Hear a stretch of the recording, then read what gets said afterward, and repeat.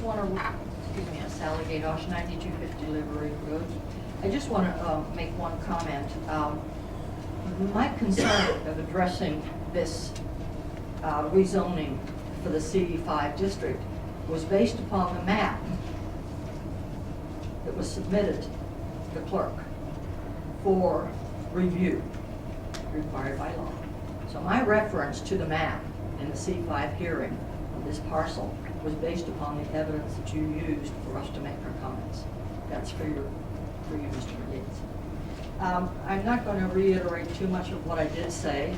I have a recording of it. My concern is that the 60 parcels or so properties were never properly rezoned. The ordinance was doesn't even have it on the ballot, issue 32, 2008, so that would be issue ordinance 69, 2008.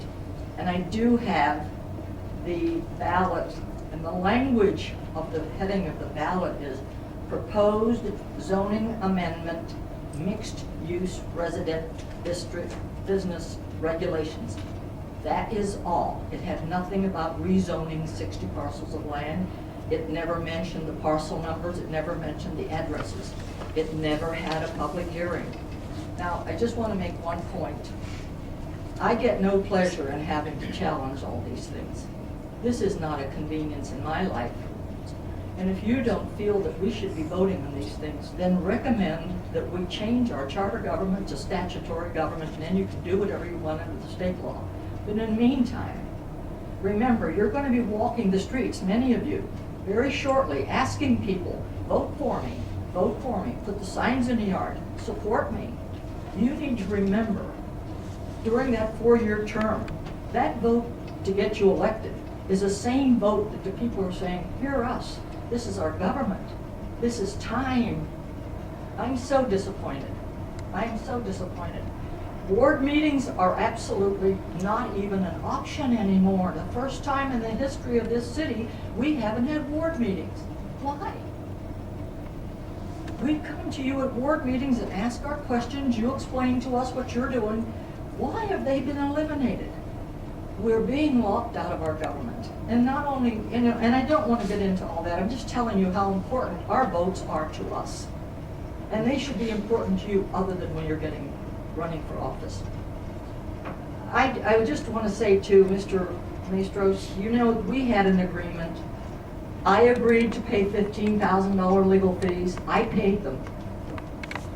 And shortly thereafter, the judge ordered that you should pay them. But I made an agreement.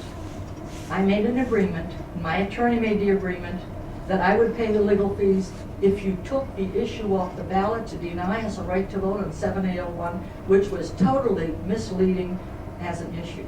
Also, without telling tales, I think, Mr. Maestros, it's time that we probably open this up. At that meeting, it was discussed that the C3, or that the Title III is, without saying, a mess. And I mentioned that to you, Mr. Fury. I had evidence to you that Title III had been amended without a vote. Title III was a disaster. Now, it basically has been agreed to that. And someday you're going to have to address it. Now we see a map in the same condition. Just please, take a look at these things. Remember, this is our charter. This is our right to vote. If you feel that it's an inconvenience for us to have a vote in charter, suggest to the people that they change the form of government back to the state-ordered statutory form. That can happen, and then we won't have a charter right. 1 minute. But I have voted and I've worked hard for that charter 27 years ago. And as long as I'm able, I'm not going to stop. And I'm not going to go to court and hire any more attorneys. I'm going to embarrass all of us. I'll go to the courts pro se. I'm 86 years old, and I'll go in front of the judge and I'll say, I can't afford any more attorneys, nor can you. And if I win, you won't have to pay, and I won't have to pay. But we're going to have a right to vote. So just remember those things. It's important to us. Thank you. Thank you, Mr. Gaydosh. Shannon, is there anybody else on this?